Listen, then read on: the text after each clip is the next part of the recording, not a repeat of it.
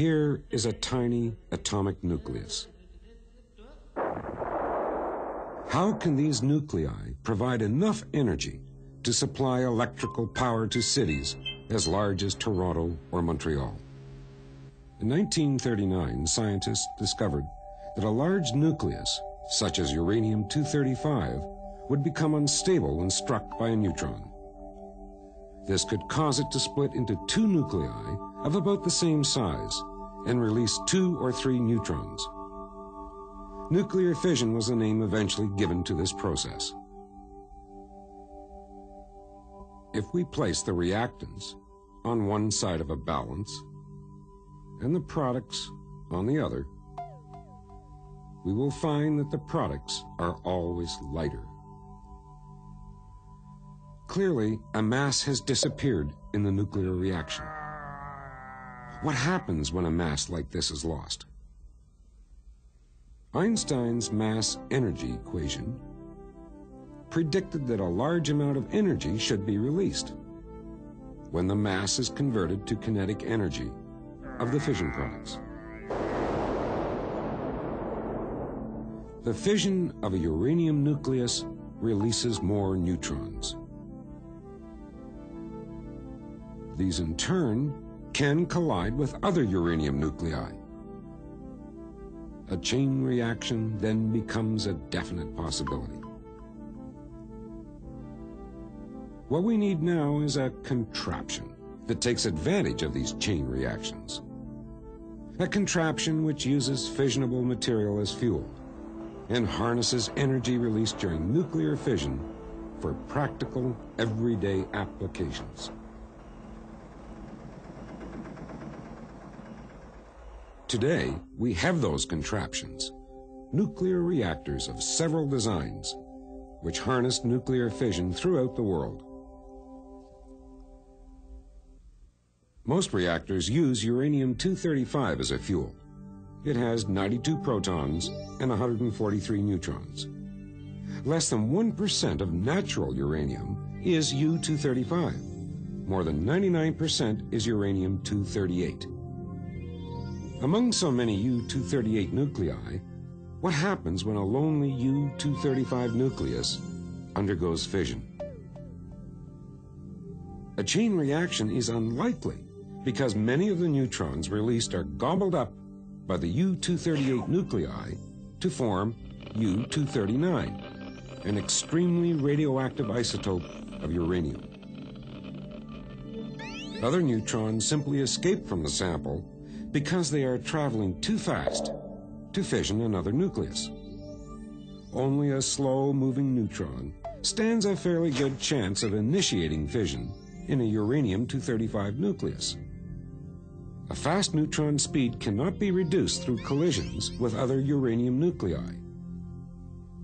But if a relatively small mass like a water molecule is present, the water molecule can absorb a large amount of energy from the neutron. The process slows down the neutron. A number of these collisions will reduce a neutron speed until fission is likely to occur. The name moderator is given to a material used to slow down the neutrons. Ordinary water is a good moderator, but it sometimes absorbs neutrons and so removes them from the reaction. Heavy water is a very effective moderator. It contains an isotope of hydrogen called deuterium, which has a proton and a neutron. It slows down the neutrons, but rarely absorbs them. But with slow neutrons, a nuclear reaction can get too much of a good thing. Too many slow neutrons means too many fissions, and too much energy released as heat. A chain reaction that is uncontrolled could produce so much heat that a reactor could literally melt down. A safety feature is necessary.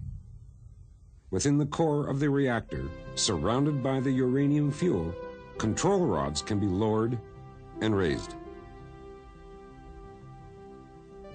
Cadmium is the usual material for these control rods because when it is inserted between the uranium atoms, cadmium slurps up neutrons.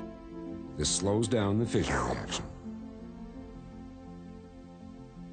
Let's examine how all of these ideas can be put together to design a reactor which will produce electricity.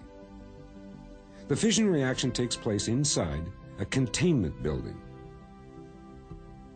Its walls help shield the environment from radiation produced in the core.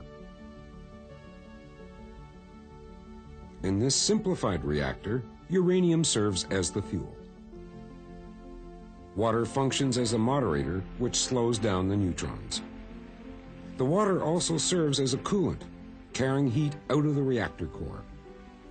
To start the fission reaction, the control rods are raised. Now, the fission reaction is not initiated by U-235 colliding with a slow neutron, but by a uranium-235 nucleus undergoing a rare spontaneous fission. The neutrons which are released are slowed down by the moderator which surrounds the fuel rods. If at least one neutron from each fission causes another fission, a chain reaction is produced, which can be adjusted or stopped completely using the control rods. The kinetic energy of the fission products causes the temperature of the fuel to increase, which in turn increases the temperature of the moderator which surrounds them.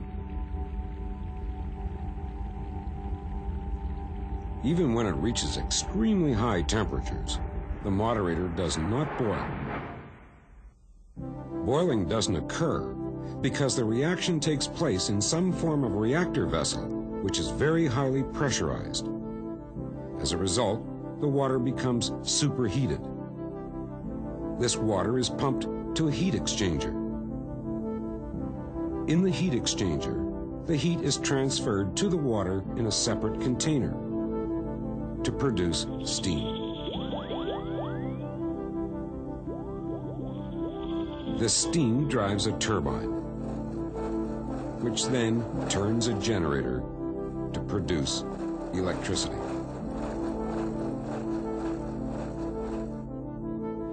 Transmission lines conduct the electricity to waiting consumers. Not all of the energy produced by a nuclear reaction goes to the consumer, however. A significant amount is carried away as waste heat in further cooling processes. This heat may be pumped into a large body of water.